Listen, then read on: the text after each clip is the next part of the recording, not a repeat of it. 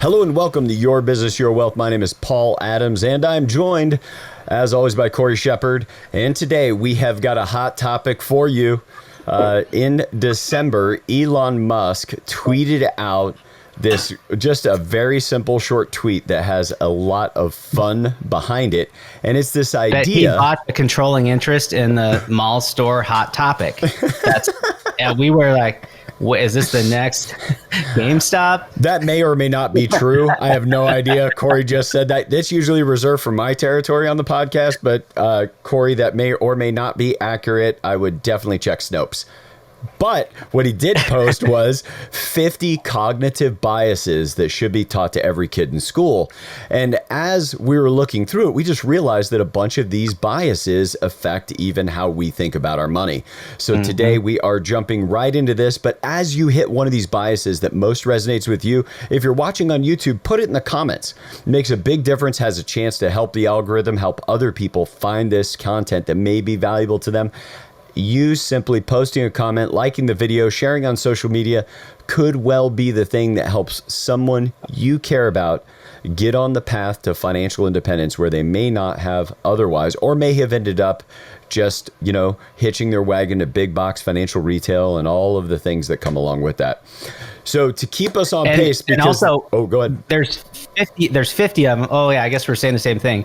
We can't hit all of them in our time. So if there's one that we skip, when you go back and look, put a note in the comments or send us a note and tell us why this one was impacted your life. Yep. So Corey is command and control here. He is going to stop us when we need to stop and get right to the next topic, so that if he cuts me off mid-sentence, we're just doing it to make sure we can get to as many of these as possible in one super concise episode. With that, Corey, let's take a look at the document. I've got it up so our audience can see it. Cool. All right. Fundamental attribution error. We judge others on their personality or fundamental character, but we judge ourselves on the situation, meaning y'all are giving yourselves the best benefit of the doubt in every situation and everyone else the least. Absolutely. And this is a fun one to watch because you could just see it daily in our lives where, your CPA makes a mistake on a document. You're more likely to be like, CPA doesn't know how to run his business, all that. But you make a mistake on a document and it's like, oh, my kids interrupted me partway through typing that and I forgot to end that sentence and put a period on. Totally normal, but it's really neat to just notice, why do I think that person missed a commitment? And you will discover it all kinds of places. Yeah. Self-serving bias. Go. Our failures are situational, but our successes are our responsibility. It's a little bit of fundamental attribution error in that, but it only applies to us here, is the reason that I was successful trading cryptocurrency, somebody says, was because of my skill and the way I went in and I used GDAX and But when they lose a truckload of money on GameStop, that is because of, those hedge funds got it and got some extra lending and with no way we could have known. So that one's a really unique one for financial decisions. All right. This next one is a double play. So we're going to talk about groupthink and curse of knowledge together and how they play off of each other. Indeed. So where do you want to start, Paul? Let's go curse of knowledge first. So once we know something, we assume everybody else knows it too. And so you immediately do that. So let's say you learned something new about money. You learned how to use whole life insurance as an integrated financial tool. You learned that it might make sense to convert from IRA to Roth. You learned maybe it's a good idea to reduce your 401k contribution to buy your first rental property. You learn that from your advisor, or you learn that from us if you were a client of ours. And then you go out and tell your friend, like, hey, I reduced my 401k, I'm buying a rental property. Like, oh my gosh. I've never. So it takes us right into groupthink. And then what can happen very quickly is then we will begin to erode trust in ourselves in that we made a good assessment by making that decision, because groupthink can run off with us. Right. All right. Next one is the spotlight effect. Ooh. So, and I've had a personal experience with this one. So we overestimate how much people are paying attention to our behavior and appearance. I bought some new pants recently. I haven't bought pants in like a year and a half because you don't see anybody COVID. We're not really going anywhere. Like who needs Hard to wear them out when you don't go anywhere. Hard to wear them out. These are kind of expensive pants. Pull them out of the suitcase at Thanksgiving, and I've worn them once, and they've got some stains on them that I hadn't noticed. And they get even more stains on them over the course of Thanksgiving because cooking and eating is messy. Yeah. And I'm just like, what's the point? These pants are ruined. And Danielle says, well, I don't really notice them the way you're saying you notice them. I don't think they're really visible. Like most people aren't really seeing them. They're not looking at your knees, Corey. Like I was like, oh my gosh. So anything we do to spend money or look a certain way, like we could be spending a lot less time and money looking good for people and look exactly the same to them. Indeed. And I think losing weight is the same, unless you're like a 40-pound shed of like that's just this huge dramatic thing that no one can help but notice. Like people don't notice as much the 5, 10, 15 pounds. They're not monitoring everyone around them about how they look. So I do think about that one often, Corey. I intentionally just grew out my beard in a big way near the end of the year so that as simultaneously I gained weight, people didn't notice it in my face. Right. And just then, proportional. Yeah, I just went back to eating well and I trimmed down the beard. Nobody knows I gained holiday pounds. Right. All right. Number 5, availability bias, availability heuristic. Yep. Hang on. I'm just getting... We rely on immediate examples that come to mind while making judgments. So, I think the media really hurts us on this one because the thing that was the biggest in the news recently about the market, whether it's the market's going up or the market's going down, we tend to think that's what's going to keep happening. And now most of the things the media brings us are negative. So we tend to be more and more tilted towards negative expectations and biases. Oh, next, you bet. Naive cynicism. Mm-hmm. We believe that we observe objective reality and that other people have a higher egocentric bias than they actually do in their intentions and actions. Like, I think the other way I could say this is like profit complex. Like we all think we see the clear way into the future and everyone else is obtuse and obscured. Well, absolutely. And this naive cynicism also applies to any time somebody's trying to give us help. The naive cynicism is the only reason you're doing that is because you have a terrible interest. And I think of it, I guess there's certainly a way that could apply societally. Right. By the way, if you guys hear that, Corey's aunt and uncle's house got demolished due to not demolished, but I mean, had some damage to it due to some contractors messing up on the tarps. So he now has some extra dogs in his house, which you can hear just losing their minds in the background there. I don't want people to think that we run a dog fighting ring on the side. Sound Financial Group does not do that. Only Corey runs the dog fighting ring. So this might be the naive cynicism. I don't know why that's what people would think we're doing is running a dog fighting ring. I don't know why they think that either, Corey, except maybe it's a dog rescue. Maybe we're just adopting all these dogs that would die out in the cold. If it was me with the barks, I would say that about you. But since it's you with the barks, I assume the worst intentions. Right, See, guys, we're already giving you examples. So, but the one thing that's tough about this naive cynicism, and I'll give you guys a tip about how you can disarm it. And that is, let's say somebody's helping you and you have some concern in the back of your head of like, I'm not sure they're helping me for the right reasons. Now, how that usually shows up is you treat somebody who might be a very good advisor or very good help or coach, and you treat them like a salesperson. That's probably the worst thing you could do. The best thing you could do is say, hey, I'm open to working with you on this, but what is a win for you in us working together? And that'll allow you to start to hear, like, instead of assuming people have some bad intention in helping you with this naive cynicism, just ask what their intention is in helping you. And 99% of the time, people will tell you, or the way they tell you will give away the thing you need to know. Next, the Dunning Kruger effect. Ooh, and this is one we've talked about before on the podcast, but it's been a while. So the less you know, the more confident you are. And the more you know, the less confident you are. Now, I have noticed this, like, when people first meet us, especially if they've done less investing, and younger people especially are more likely to just like, well, why not just jump into the most risk? Like, what's the harm? And I find I have to kind of try to pull people back for a while and then ease them back into the risk conversation around investments, because the more we know about what could go wrong. Yes. And we're more cautious. Yes, and I think that even applies to the person who just started investing or just started in one particular niche, crypto, real estate, whatever it is.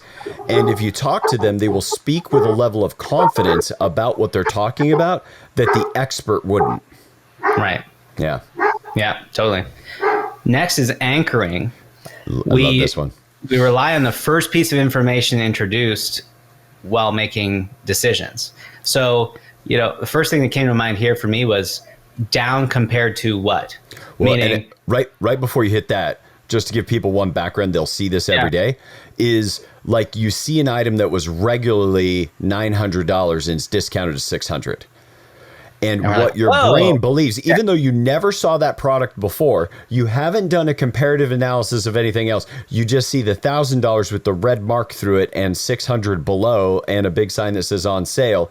That triggers you with this anchoring. So now hit that one. Well, and if you didn't want it at 900 at all, why do you want it at 600 all of a sudden? Like, that's a good question to ask too. So, in our accounts, someone might say, well, the market's here right now, and then it just went down, and they're like, oh, I don't want to sell out of my account, or I feel like I can't do anything with this money. I'm losing money. Yeah. Except we started 3 years ago, and your account's double what it was back then. Yep. So you're anchored to this piece of information because again, recency bias plays in with this as like resetting that anchor. Yes, absolutely. Right. Reactance. Yep. I got it up on screen. We do the opposite of what we're told, especially when we perceive threats to personal freedoms. So, this is when you're a kid and it's like, don't tell me what to do. Yeah. That's reactance. I think budgeting is an area where we can feel this. It can feel like some restriction of our freedom in spending, and so we don't come up with any plan for how we're going to spend or allocate our resources. Yep. And I would say one thing that can help you with reactance is, what freedoms will I gain with this? With this, really what you have is obligations and commitments. Yeah. And so it's like, what freedom do I gain by waking up at 4:30 in the morning? Like, well, I set the alarm, so I don't like that because I'm losing some freedom, just sleep as long as I want. But I get a lot of freedom because nobody's awake in my house for hours, and I got a time to think and read and all of that. It's, budgeting, feel like I'm giving up freedom to not buy this thing now. I might want to wait 6 months to buy whatever the thing is, except I'll be financially independent the rest of my life and not dependent on my children. Because if you think it's bad feeling like and I mean this, it is funny, but I want to land this with a degree of gravitas that would, if you think it's feels restrictive that you can't get the better luxury car and you have to get a different car, or that you would not eat out as often or be a little more astute when you go on your vacations in terms of spending, if that feels restrictive, then living with your children in your old age and needing to navigate around somebody else's house rules, that will be far more restrictive. And almost always the reactance is against the small restriction, and you're opting for a real big one. This is a concept called the hard easy that we got from our friend Steve D'Annunzio, right? If you do it first, the thing that seems hard, the rest of your life will be easy. If you do it first, the thing that seems easy, the rest of your life will be hard. And that word seems is the really, really important factor in that. All right. Belief bias. Ooh. We judge an argument's strength not by how strongly it supports the conclusion, but how plausible the conclusion is in our own minds. If you let me take this one. So the argument somebody's making an argument about something, and we'll just say some financial tool, Roth versus IRA, and you're not reading it based upon how well the author supported his conclusion. We blow those people up on this channel all the time.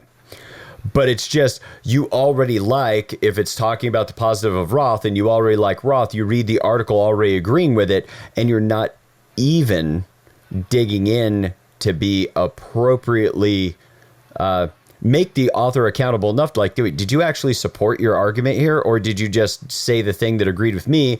And then what you wanted was everybody to click on the article that agreed with you. Right. I think we were talking about this. Ponzi schemes thrive. Oh, yes. Belief bias. Oh, yeah. Well, and here's one way they do it is like, that Wall Street's just ripping people off left and right, and it doesn't work. And these oligarchs run off with but hey, I can get you in on something. Right. It's going to help you circumvent some of that. Here's this thing where we're going to send you a Word document every month with a line that goes up. And this is going to be better for you. Yes. Like, that's all it is. All right. Next is declinism. We tend to romanticize the past and view the future negatively, believing that, societies, institutions are by and large in decline.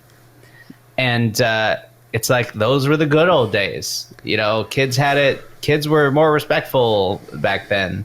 But golly, I think you said it really good when we were warming up, Paul. Like, I'm glad I didn't live 150 years ago. There's almost nobody on the planet, regardless of how much wealth you had. I'll go 200 years ago. You could be the wealthiest person in the world 200 years ago, and it would be hard to beat a lifestyle you could make on a dual income family today very safely in the United States. Yeah. Like it is safely, I mean, like the medication, the housing, the access to everything from heating to air conditioning. Like, it is amazing now versus how it used to be. Also, a quick confession I have to make, Corey. I made a mistake in your favor here. Our entire audience was just looking at your pretty face on my screen because I had to correct something and switched on and off and switched back to just your camera. So for everybody watching the podcast, you're welcome for more beautiful Corey on your screen. You were like the Paul Schaefer off screen for most. Yeah. Like very good, Corey. Great job. Oh, that's Ed McMahon. Sorry, I don't have a Paul Schaefer voice. All right, we have a very good Ed McMahon voice, frankly. We have time for about two more, and I know what I want the last one to be. So, status quo or gambler's fallacy, Paul? Ooh. What do you want to hit? Both really quickly, and here's my argument for why. We'll just do it. Status quo is we tend to prefer things that stay the same. Changes from the baseline are considered to be a loss. Meaning, like, sometimes people be like, I don't feel like I've got a problem with my finances, and it could upset it if I dug in and actually tried to see if we're doing well or doing not. And then the second one that also almost blends with status quo is the gambler's fallacy. Is like, I have done this thing, worked out well for me in the past. You will even configure stories as to why it worked well. My favorite example of this was when I was at a big conference, and they had all these super successful executives, and we were all playing paper, rock, scissors. And there was a cash prize, like $1,000 to the winner of this huge tournament, and some prizes for second and third.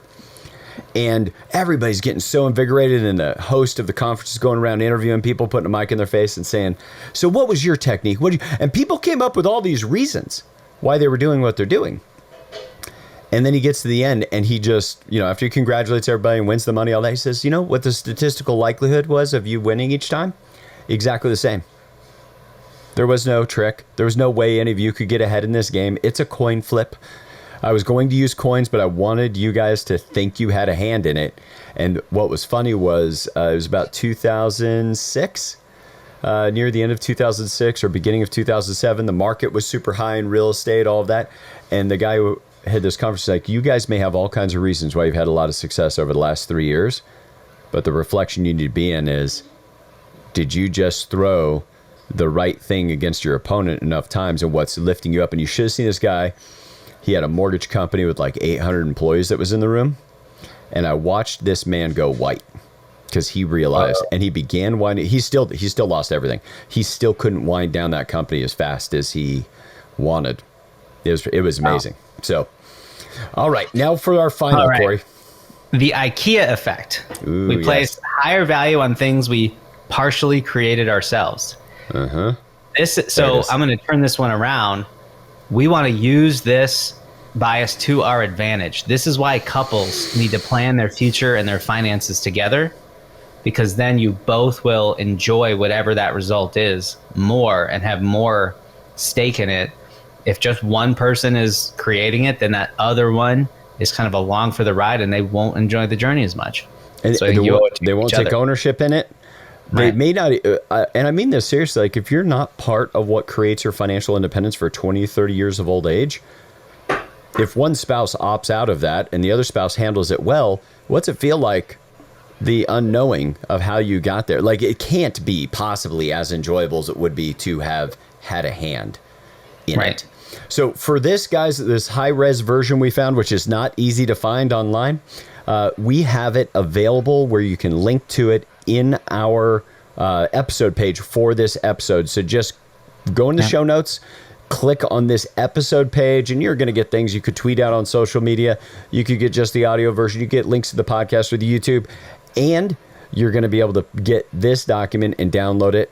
We're super glad all of you made it here today. And I did not say this near the end of last year, but I just want you guys to know, I personally love, I think I speak for Corey as well. We love that we get to do this with all of you. We love that we have an audience that tunes in, and we love the things we hear back from you guys. So we say comment, when we say like, when we say send us show ideas, we love it. Many of the articles we've shared have come from clients. So contribute, be a part of this community. We'll just call it the Sound Financial Family from now on, and send in that stuff and participate in this. I want you to make this podcast your IKEA effect. Take some ownership. We can do this together as I don't know, maybe I will stick with that, the Sound Financial Family, as a part of your business, your wealth, to help you get to that future that you want so that you have a chance to design and build a good life.